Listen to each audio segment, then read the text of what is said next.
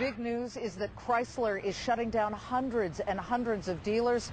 There's one car company in Silicon Valley that's actually opening dealerships. It is Tesla Motors, and we talked to them last year for 3 days in the Valley. We're back now again with the guy who founded it all, Elon Musk of Tesla Motors. Good to see you once again. Good to see you. Here you have the Roadster. You just delivered your 500th Roadster? Yes. Congratulations. Thanks. Tell me how the progress is going. Is it on target and exactly what you wanted? Well, we're not quite as far along as we initially hoped we would be, but I'm certainly happy with the progress we've made. And at this point, I feel we're really hitting our stride with the Roadster.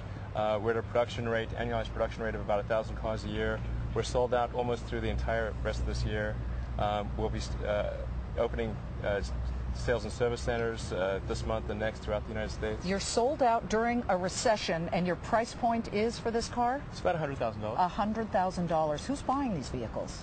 Well, the buyers of this vehicle tend to be people who are environmentally conscious. Because it's all electric, battery powered. It's all electric, zero emissions.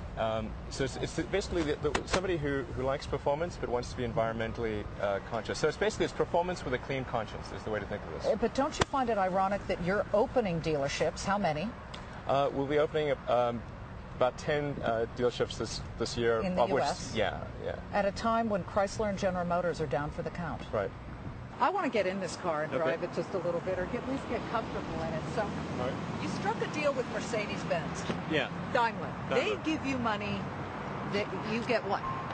Well, they bought 10% of the company, and really it's intended to enhance the relationship. We're going to do a number of additional vehicle programs with them. There's going to be a joint program to do an electric Mercedes that we'll announce later this year.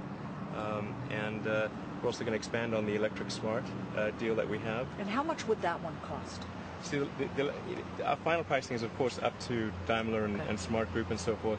But I'm confident that this can be a car that's well under $30,000. That's a price point I could live with. You're also coming out with the Tesla S for sedan. And tell me about that one. That's also less expensive than this one, which is about $100,000. Right. The sedan is $49,900.